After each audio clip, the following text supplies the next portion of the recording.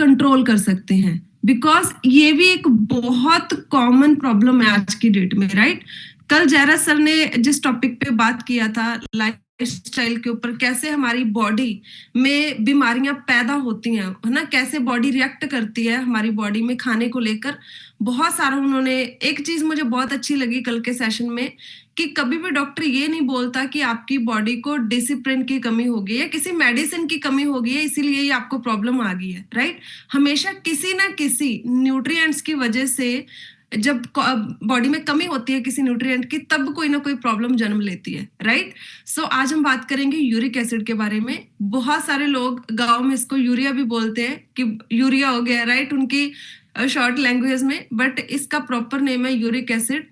Uric acid होता क्या है, आप इस स्क्रीन का स्क्रीनशॉट ले लीजिए, बिकॉज हो सकता है बहुत सारे लोगों को अभी ये कुछ ऐसे वर्ड्स हैं जो समझ ना आए, लेकिन इतना सिंपल भाषा में मैं आपको समझाने वाली हूँ कि सबको समझ आने वाला है, राइट। यूरिक एसिड एक ऐसा गंदा पदार्थ होता है, वेस्ट सब्सटेंस होता है, जो हमारे शरीर में तब बनता है जब प्यूरिन्स टूटते हैं। अभी ये प्यूरिन्स क्या होते हैं?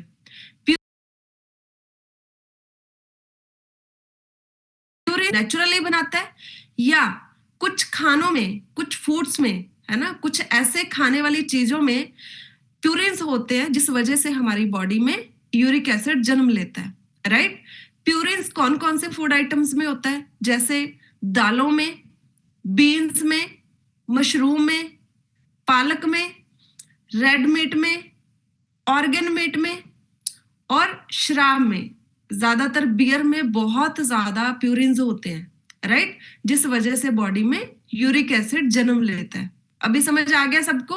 यूरिक एसिड एक गंदा पदार्थ है जो किससे बनता है? प्यूरिन से बनता है। अभी प्यूरिन कहां से आता है बॉडी में? हमारी बॉडी खुद भी बनाती है, कई खानों में प्यूरिन होता है जिस वजह से हमारी बॉडी में प्यूरिन लेवल बढ़ जाता है, राइट। अभी ये कैसे इसका प्रोसेस होता है, राइट। यूरिक एसिड की प्रॉब्लम कब होती है बॉडी में? जब नॉर्मली यूरिक एसिड खून में डिसॉल्व होकर किडनी के थ्रू यूरिन से बाहर निकल जाता है, राइट। नॉर्मली ये प्रोसेस होता है। अगर हमारी बॉडी में, ठीक है, प्यूरिन्स ब्रेक होते हैं, वो यूरिक एसिड का नाम ले लेते हैं, वो हमारे खून में डिसॉल्व होकर किडनी के माध्यम से जब हम वॉशरूम यूरिन पास आउट करते हैं तो वो बाहर निकल जाते हैं, इसीलिए बॉडी को कोई यूरिक एसिड की प्रॉब्लम नहीं होती, राइट। ये प्रॉब्लम कब होती है? जब ये प्यूरिन्स ज्यादा बनना शुरू हो जाए, या ये बनते कहाँ पे है? ये लीवर में बनते हैं, राइट, और हमारी किडनी उसको बाहर निकालती है, ओके। सो ये कब प्रॉब्लम होती है? जब ये ज्यादा बनना शुरू हो जाए, या फिर हमारी किडनी अच्छे तरीके से काम ना करे और वो उसको यूरिक एसिड को बाहर ना निकाल पाए, वो प्यूरिन्स जो थे उनको बाहर ना निकाल पाए, राइट। एंड अभी हम बात करेंगे यूरिक एसिड का नॉर्मल रेंज बॉडी में क्या होता है। ये तो आपको पता है कि हम सभी को हर 3 महीने बाद या 6 महीने बाद एटलीस्ट साल में 2 बारी अपना ब्लड टेस्ट और यूरिन टेस्ट जरूर करवाना चाहिए, जिसमें हमारी पूरी रिपोर्ट आ जाती है, राइट। हमें पता चल जाता है कि अभी मुझे किस लेवल पे अवेयर होने की जरूरत है, मुझे खाने में कौन सी चीजों का ध्यान रखना है, ओके। मेल्स के लिए जो यूरिक एसिड का नॉर्मल रेंज होता है 3.5 से लेकर 7.2 मिलीग्राम डेसीलीटर, राइट, ये एक नॉर्मल रेंज है यूरिक एसिड का। और फीमेल्स के लिए 2.6 से लेकर 6 mg पर डेसीलीटर, इसका नॉर्मल ऑप्टिमल लेवल चाहिए, नॉर्मल रेंज चाहिए, राइट। अभी इसका भी आप स्क्रीनशॉट लेके रख लीजिए। यूरिक एसिड क्यों बढ़ता है बॉडी में? हाई यूरिक एसिड क्यों होता है, कहां से आता है? जब लोग एक्सेस में अल्कोहल लेते हैं, या फिर आज का जैसे पता है हर गली के नुक्कड़ पे आपको जंक फूड का कोई ना कोई स्टॉल मिल जाएगा। आज इतना ज्यादा खाने का काम खुल चुका है, पता है आपको। लोग ना, शायद मैंने कल सुना था या हमारे स्पीकर ने शेयर किया था या फिर बाहर से मैंने सुना था कि लोग आज की डेट में ना, लोग जब नया काम खोलने का सोचते हैं ना कि मैं कुछ नया काम शुरू करूं, है ना, नॉर्मल लोग, और लोग खाने का ही आज की डेट में सोचते हैं, तो वो हेल्दी चीजों के बारे में ज्यादा नहीं सोचते कि मैं हेल्दी, जैसे मैं कोई चना सूप का कोई काम खोल लूं, राइट, या मैं स्प्राउट्स का कोई काम खोल लूं, राइट? वो यही सोचते हैं कि पिज़्ज़ा बर्गर का काम खोलेंगे। क्यों? उनको पता है कि लोगों को इसके लिए कोई प्रमोशन नहीं करना पड़ेगा, लोग अपने आप चलकर आएँगे। आज की डेट में लोगों की आदतें इतनी ज़्यादा खराब हो चुकी हैं। जितना ज़्यादा ये फील्ड ग्रो कर रहा है जंक फूड वाला, खाने वाला, उतना ही फील्ड साइमल्टेनियसली हमारा फिटनेस का भी ग्रो कर रहा है। तो जो लोग आज की डेट में वेलनेस इंडस्ट्री में राइट अपना एक अच्छा फ्यूचर भी बनाना चाहते हैं, तो उनके लिए ये वेलनेस इंडस्ट्री आज की डेट में गोल्डन अपॉर्चुनिटी है। बिकॉज आज की डेट में इतने सारे लोगों को प्रॉब्लम्स आ रही है, कहाँ से? जंक फूड खाने से। ये इतने सारे फैक्टर जो भी मैं बताने वाली हूँ, राइट? ओबेसिटी, मोटापा जब बढ़ता है तो भी बॉडी में प्यूरिन्स लेवल बढ़ना शुरू हो जाते हैं, राइट? स्ट्रेस की वजह से भी, रेड मीट की वजह से भी, और किडनी प्रॉब्लम की वजह से भी। जब किडनी अच्छे से फिल्टर ना कर पाए तो भी बॉडी में यूरिक एसिड जन्म लेता है। ओके, अभी हम बात करेंगे symptoms of high uric acid. कैसे पता चलता है कि अभी मुझे यूरिक एसिड की प्रॉब्लम है? सबसे पहले तो अनबियरेबल पेन होगी ज्वाइंट्स में, जहां आपके ज्वाइंट्स है, जैसे ये मेरा हाथ मूव हो रहा है या फिर मेरी एल्बो है यहाँ से मूव हो रही है, ये ज्वाइंट्स होते हैं जहां से हमारी बॉडी बेंड करती है, राइट? सो जैसे नीज हो गए आपके, राइट? आपके पैर हो गए, राइट? वहां पे आपको सबसे ज्यादा अनबियरेबल पेन होती है ज्वाइंट्स में।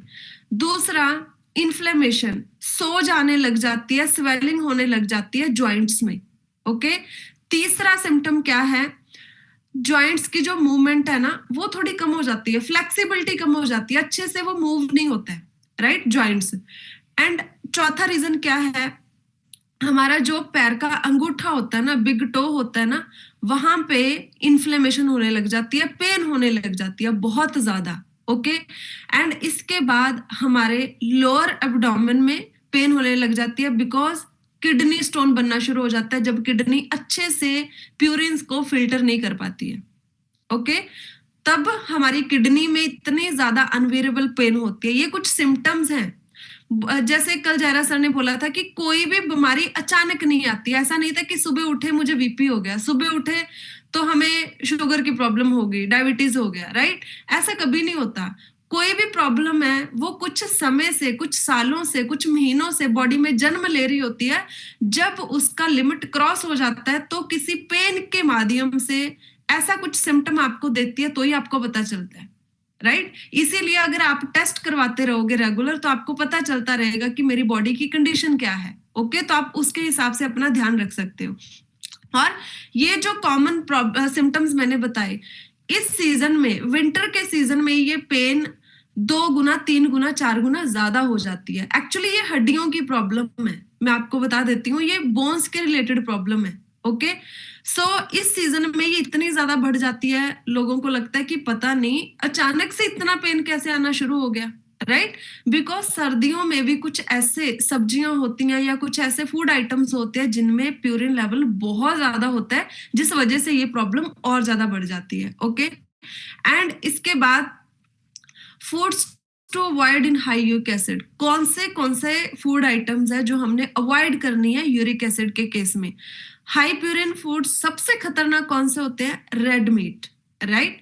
दूसरा, ऑर्गन मीट, जैसे कुछ लोग खाते हैं कि लीवर, किडनी, है ना, ऐसे ऑर्गन्स खाते हैं मीट के रूप में।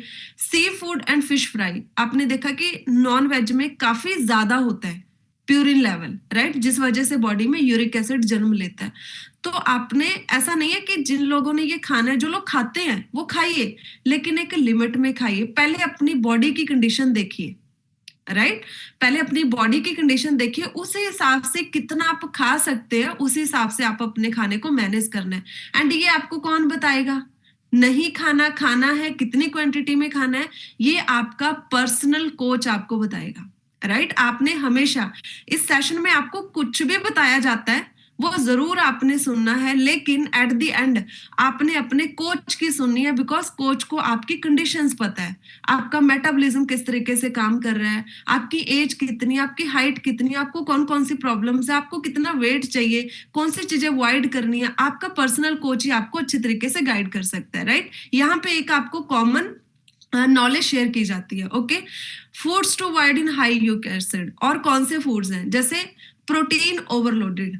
आपको पता है कि जब आपकी किडनी ही अच्छे से वर्क नहीं कर रही है तो वो प्रोटीन को स्टोर करना शुरू कर देगी, जिस वजह से आगे जाके स्टोन बनने का खतरा रहता है। ओके, तो प्रोटीन ओवरलोड होने की वजह से भी हमारी बॉडी में प्यूरिन लेवल बढ़ जाता है। ओके, तो दूसरा सबसे पहला क्या है प्रोटीन में, एक्सेस वे प्रोटीन, राइट।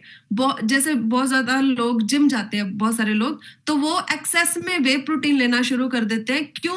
कि जल्दी मेरे मसल बिल्ड हो जाए, जल्दी मेरी बॉडी बन जाए, जल्दी मेरी बॉडी लीन हो जाए। ओके, दूसरा बहुत सारे ऐसे बॉडी बिल्डिंग लोग होते हैं जो सप्लीमेंट्स खाते हैं, बॉडी बिल्डिंग वाले सप्लीमेंट्स होते हैं। आपको पता है समटाइम ऐसे होते हैं, उसमें गेनर्स होते हैं या ऐसे स्टीरॉइड्स होते हैं, ऐसे हाई डोज ऑफ स्टीरॉइड्स होते हैं जो बॉडी को बिल्कुल स्पॉइल कर देते हैं। एकदम पे तो आपकी ड्रीम बॉडी बना देते हैं, लेकिन लॉन्ग टर्म के लिए आपकी बॉडी को बिल्कुल अंदर से खत्म कर देते हैं। ओके, और अपनी डाइट में रेगुलर हाई प्रोटीन डाइट लेना, रेगुलर। हमारा जो प्रोटीन है ना वो बिल्कुल नॉर्मल है, हमारी बॉडी बहुत इजी तरीके से उसको डाइजेस्ट कर लेती है, लेकिन मार्केट में ऐसे प्रोटीन्स आते हैं जिसको बॉडी अच्छे तरीके से डाइजेस्ट ही नहीं कर पाती है। एक एक स्पून में 25-25 ग्राम प्रोटीन होता है, 30-30 ग्राम प्रोटीन होता है। अगर आपकी बॉडी में ऑलरेडी प्यूरिन लेवल बढ़ रहा है तो आप इतना हाई प्रोटीन डाइट कंटिन्यूसली नहीं ले सकते, नहीं तो आपके लिए प्रॉब्लमेटिक हो जाएगा, राइट। सो प्रोटीन कितना लेना है आपको वो भी आपका कोच बताएगा आपको। ओके, बिकॉज यूरिक एसिड के केस में हमने प्रोटीन बहुत कम लेना होता है, राइट। सो इसके बाद नेक्स्ट जो मेरी स्लाइड है, कुछ वेजिटेबल्स हैं जो हमने कम खानी है या अवॉइड करनी है। कब तक? जब तक हमारे यूरिक एसिड का लेवल नॉर्मल रेंज में नहीं आ जाता। सबसे पहला मशरूम आपने कम खाना है। दूसरा कॉलीफ्लावर, पत्ता गोभी आपने कम खानी है, राइट। अगर बंद कर सकते हो कुछ टाइम के लिए तो बंद कर दीजिए। ग्रीन पीस, मटर आपने कम खाने हैं। बीन्स जैसे राजमा हो गए, चने हो गए, ये आपने बहुत कम खाने हैं। ये जो साबुत दालें होती है ना, होल पल्सेस साबुत दालें होते हैं, जैसे साबुत हरी मूंग हो गई, राजमा हो गए या फिर वाइट चने हो गए, ये आपने ना के बराबर खाने हैं जब आपको यूरिक एसिड की प्रॉब्लम है। ओके, क्योंकि इनमें प्यूरिन लेवल ज्यादा होते हैं। तो आपने चौथा, अल्कोहल एंड ड्रिंक्स को बड़ा सा ना बोलना है। ओके, जब तक आपका ये यूरिक एसिड नॉर्मल नहीं हो जाता।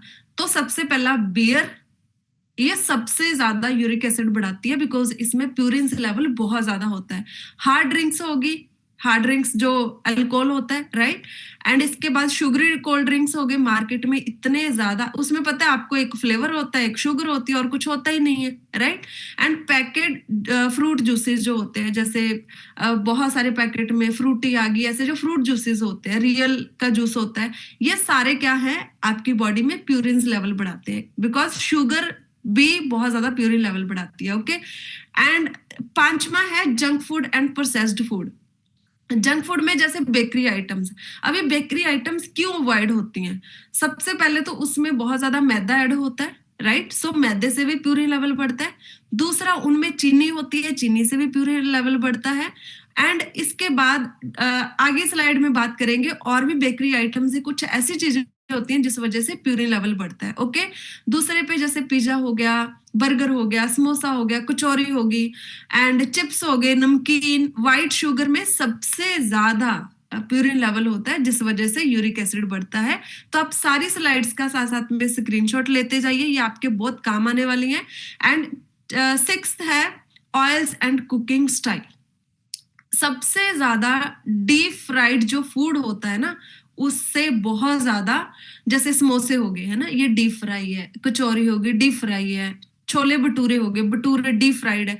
तो इन सब चीजों को अपनी लाइफ में लिमिट कर देना है। ओके, एंड इसके बाद रीयूज्ड ऑयल, एक ही तेल में बार बार। अभी समोसे ऐसा थोड़ी एक बार समोसे बनाए वो तेल को फेंक देता है, ऐसा थोड़ी होता है, आपने कभी देखा है?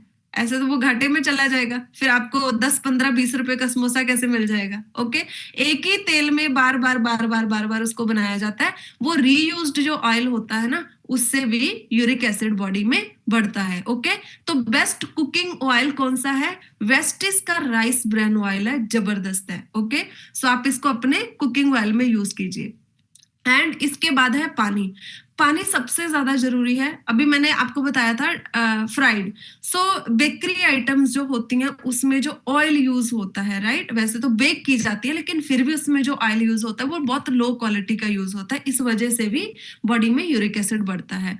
तो अब इसको कैसे, कौन सी चीजें हमें ऐड करनी चाहिए जब यूरिक एसिड बॉडी में बढ़ जाता है? तो सबसे पहला पानी। ओके, सो पानी दिन में 2.5 से 3 लीटर, अदरवाइज आपको आपकी बॉडी के हिसाब से, बॉडी वेट के हिसाब से लेना है, वो आपका कोच आपको गाइड करेगा। एंड सुबह खाली पेट आपको 1 से 2 गिलास पानी जरूर पीने हैं, बिकॉज हमारी बॉडी में पूरी रात भर बहुत सारे टॉक्सिन्स इकट्ठे होते हैं। जब हम सुबह पानी पीते हैं तो वो टॉक्सिन्स बॉडी से रिलीज हो जाते हैं यूरिन के माध्यम से। ओके, पानी यूरिक एसिड को यूरिन के माध्यम से बाहर निकालने में मदद करता है। देखो कितनी अच्छी लाइन है, मतलब पानी का कितना बड़ा रोल है यूरिक एसिड में भी। ओके, बिकॉज ये आपके किडनी को क्लीन करता है। दूसरा, लो प्यूरिन फ्रूट्स कौन से होते हैं जो आप यूरिक एसिड में खा सकते हैं? एप्पल अच्छा है आपके लिए, बनाना अच्छा है, ऑरेंज मौसमी अच्छी है, नाशपाती अच्छी है आपके लिए, ग्रेप्स अच्छे हैं, अंगूर, बेरीज जैसे स्ट्रॉबेरी, ब्लैकबेरी, ये जितनी भी बेरीज होती हैं ये आपके लिए अच्छी हैं। वाटरमेलन आपके लिए बहुत अच्छा है, अनानास, पाइनएप्पल आपके लिए बहुत अच्छा है। ओके, एंड इसके बाद कौन सी वेजिटेबल्स आप खा सकते हैं? तीसरा, आप लौकी खा सकते हैं, गाजर खा सकते हैं, ब्रोकली खा सकते हैं। पालक वैसे अवॉइड होता है यूरिक एसिड में, अगर आप पालक को बॉयल करके उसका पानी फेंक देते हैं तो आप खा सकते हैं, फिर कोई दिक्कत नहीं है।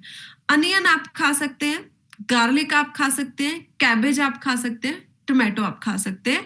ये अच्छे वेजिटेबल्स हैं जो आप यूरिक एसिड में ऐड कर सकते हैं। ओके, तो मेरा पर्सनल सजेशन है जो मैं पर्सनली अभी अपने लाइफस्टाइल में फॉलो कर रही हूँ, कि जितना हो सके आपने अनकुक्ड या फिर हाफ कुक्ड खाना ही खाना है, राइट, वो सबसे अच्छा रहता है। जैसे जब भी कोई सब्जी बनानी है पहले तो उसको थोड़ा बॉयल करें, बिकॉज आपको पता है मार्केट में इतने ज्यादा जो आर्टिफिशियल कलरिंग हो रही है सब्जियों के ऊपर, फ्रूट्स के ऊपर ना, फ्रूट्स का तो हम छिलका उतार सकते हैं लेकिन कुछ सब्जियां ऐसी होती हैं हम डायरेक्टली यूज करते हैं। तो ध्यान रहे कि सब्जियों को थोड़ा पहले गर्म पानी में नमक पाके उसको बॉयल कर लीजिए, उसके बाद उसको बनाइए। एंड खाने को ना ज्यादा पका के मत खाइए, उतना प्यूरिन लेवल बढ़ता है। सो आप खाने को हल्का पकाइए। एंड मैं जो फॉलो कर रही हूँ, दिन में एक मील अनकुक्ड जरूर लेनी है। अनकुक्ड में क्या होता है, आप अपना फेवरेट सैलेड बना सकते हैं, राइट। सो उस सैलेड की जो प्यूरी होती है, मतलब ऐसा सैलेड जो फास्ट फूड को भी पीछे छोड़ देगा, राइट, उसकी रेसिपीज है वो हम कभी नेक्स्ट सेशन में शेयर करेंगे। सो एक सबसे अच्छा आपके लिए एक एडिशनल आपको ये पॉइंट है। ओके, एंड चौथा, नट्स एंड सीड्स थोड़ी मात्रा में लेने हैं लेकिन ले सकते हैं। एलिमेंट्स आप 5-6 ले सकते हैं, बट मेरा सजेशन रहेगा कि आप ज्यादा मत खाइए, आप 3 या 4 से ही शुरू करिए। ओके, वॉलनट आप 1 या 2 ही खाइए। एंड सुबह के टाइम पे दिन में आप 2 या 3 ले सकते हैं। फ्लैक्स सीड्स होगी ये भी अच्छी हैं, और चिया सीड्स हैं ये भी आप लिमिट में ले सकते हैं। ओके, एंड इसके बाद नेक्स्ट हो गया पंपकिन सीड्स। ओके, इसके बाद नेचुरल होम रेमेडीज होगी सबसे अच्छी, बिकॉज आपकी बॉडी ने डिटॉक्सिफिकेशन करना बहुत जरूरी है यूरिक एसिड के केस में। तो आपको कुकम्बर का जूस सबसे बेस्ट रहेगा, चेरी फ्रेश ले लो या उसका जूस ले लो, ये भी बहुत अच्छा रहेगा आपके लिए। कड़ी पत्ता रामबाण है आपके लिए। रोज आप सुबह पहले तो आप अपनी सब्जी में, हर दाल सब्जी में भी ऐड करना शुरू कीजिए कड़ी पत्ता को। सेकंड थिंग, आप सुबह अगर इसको डायरेक्टली इसके लीव्स ले सकते हैं, पत्ते एज इट इज खा सकते हैं, वो सबसे अच्छा है। ग्रीन टी आपके लिए बहुत अच्छी है, तो हमारे पास तो ऑलरेडी ग्रीन टी इसकी वेस्टीज का हमारे पास वेस्लिम टी आता है और एनर्जी ड्रिंक का आता है, ये बेस्ट टी है। इसके अलावा और बहुत सारे ऐसे सप्लीमेंट्स हैं जिससे हम बना सकते हैं टी। ओके, एंड ये बहुत जबरदस्त न्यूट्रिएंट्स हैं वेस्टीज के, जिसको यूज करके हम अपनी डेली रूटीन में यूरिक एसिड को बाय बाय कर सकते हैं। तो सबसे पहला विटामिन सी स्प्रे, ये हेल्प करता है डिटॉक्सिफिकेशन में, राइट। एंड आंवला, flax oil, curcumin plus, and fibre आप शेक में ऐड करके लेंगे या आप अपने आटा में भी ऐड करके ले सकते हैं जब आप रोटी बनाते हैं। ओके, टॉक्स क्लीन आप ले सकते हैं, लेना है। किडनी हेल्थ आपने लेना है, इसका स्क्रीनशॉट ले लीजिए। यूरिक एसिड के केस में आपने ये वाले सप्लीमेंट्स जरूर ऐड ऑन करने हैं, बिकॉज ये डिटॉक्सिफिकेशन करते हैं, एंटीऑक्सीडेंट का काम करते हैं और एंटी इन्फ्लेमेटरी मतलब सोज को कम करते हैं। कुछ और न्यूट्रिशन है जैसे नीम, ब्लड को प्योरीफाई करता है। एंड इसके बाद विटामिन डी हेल्प करेगा बोन्स के लिए। गैनोडर्मा बहुत अच्छा रहेगा। डिटॉक्स फुट पैचेस, बिकॉज ये बॉडी से टॉक्सिन्स निकालता है। एंड B12 ये हेल्प करेगा, इनहांस कर देगा यूरिक एसिड को कम करने में, राइट। एंड मेरा सेशन यहीं तक था, लेकिन मैं आपको बताना चाहूंगी ये सिर्फ पहला स्टेप है। टॉक्सिन्स ये सबसे पहला स्टेप है, लेकिन सेकंड स्टेप पे आपको क्या करना है, 1-2 महीने बाद आपने ग्लूकोजामाइन और collagen, veg collagen, plus third thing is calcium. ये 3 सप्लीमेंट्स डे 1 से स्टार्ट नहीं करने हैं, बिकॉज ये बोन्स की प्रॉब्लम है, इन्फ्लेमेशन बढ़ सकती है, प्रॉब्लम बढ़ सकती है, पेन बढ़ सकती है। तो आपने ये 1 या 2 महीने बाद स्टार्ट करने हैं। अगेन मैं कहना चाहूंगी, मेरे कहने पे नहीं जाना है, आपके कोच को पता है कब स्टार्ट करवाने हैं, वही आपको स्टार्ट करवाएंगे। सो ऑलवेज आप अपने कोच के टच में रहिए। और ये वेस्टेज न्यूट्रिशन करके हमारी लाइफ में बहुत ज्यादा चेंज आया। मेरी स्किन बहुत बेटर हो गई है पहले से, एंड पहले से एनर्जी बहुत ज्यादा इनहांस हो गई है। पूरा दिन एक हेल्दी एक्टिव लाइफस्टाइल लीड करते हैं। Thank you so much, thank you so much Saurabh sir. मजा आ गया ma'am, thank you so much ma'am. मैं आज अभी मैं सोच रहा था मैं क्या बोलूंगा, तो एकदम से मेरे दिमाग में एक चीज आई। Actually I was meeting somebody, तो ये डे बिफोर यस्टरडे की बात है, और यूरिक एसिड पे ही बात चल रही थी। ओवरवेट थे वो, बट जैसे आपने बोला कि हमें यूरिक एसिड एक ऐसी चीज है जो आज लोग नजरअंदाज कर रहे हैं, सीधा वेट मैनेजमेंट पे आ रहे हैं। पहले डिटॉक्स, वो जो चीज आज आपने पूरे 15-20 मिनट में कवर करी, सो अमेजिंग मैम। और बहुत बड़ा इशू है यूरिक एसिड, क्योंकि किडनी से रिलेटेड है, राइट। 10 में से 6 लोगों को यूरिक एसिड जरूर होता है, होगा, और हमें वो नजरअंदाज नहीं करना चाहिए। थैंक यू सो मच सीरत मैम, पूरे हफ्ते की शुरुआत आपने बहुत धमाकेदार कर दी है, और इतना जबरदस्त टॉपिक। अगर मैं रिक्वेस्ट भी करूंगा सारे हेल्थ कोचेस से जो आज हमें इस सेशन में सुन रहे हैं, और जो भी लोग कनेक्टेड हैं, पहले तो बहुत जबरदस्त थैंक यू, और तालियों के साथ हम सीरत मैम का थैंक यू बोलेंगे, ग्रैटिट्यूड शो करेंगे। और फिर मेरी रिक्वेस्ट रहेगी सारे हेल्थ कोचेस से कि जो भी उनसे कनेक्टेड लोग हैं, यूरिक एसिड को इग्नोर ना करें। यूरिक एसिड का बढ़ना ठीक नहीं है। कई बार हमें लगता है वेट लूज नहीं हो रहा, इसको पेन्स हो रहे, जैसे मैम ने कितनी अच्छी बात बोली आज कि सीधा ग्लूकोसामाइन, सीधा कैल्शियम ये हम दे देते हैं, लेकिन क्या पता यूरिक एसिड उसका उनका पॉपअप कर रहा हो। Very very very important and very very good topic, जिसको हमें ध्यान देना चाहिए एज अ हेल्थ कोच और एज अ कंसर्न पर्सन जो भी आज इस सेशन में कनेक्टेड है। मैं मतलब थैंक यू बोलते बोलते मेरे को लग रहा है कि मैं ही आधा घंटा ले जाऊंगा। एंड मैं, जैसे मैम ने भी बोला, शुरुआत तो सिर्फ इसी से होगी, उसके बाद आप ग्लूकोसामीन पे चलें। तो बहुत ज़बरदस्त सेशन रहा सीरत मैम, मज़ा आ गया। और आप देख सकते हैं लोग बहुत खुश हैं, थैंक यू बोल रहे हैं। और एक ऐसा टॉपिक जिसको हम कभी इग्नोर ना करें, मैं बार बार ये बोल रहा हूँ, सारे हेल्थ कोचेस से मेरी रिक्वेस्ट है। चलिए, तो आगे बढ़ते हैं, और टाइम का पता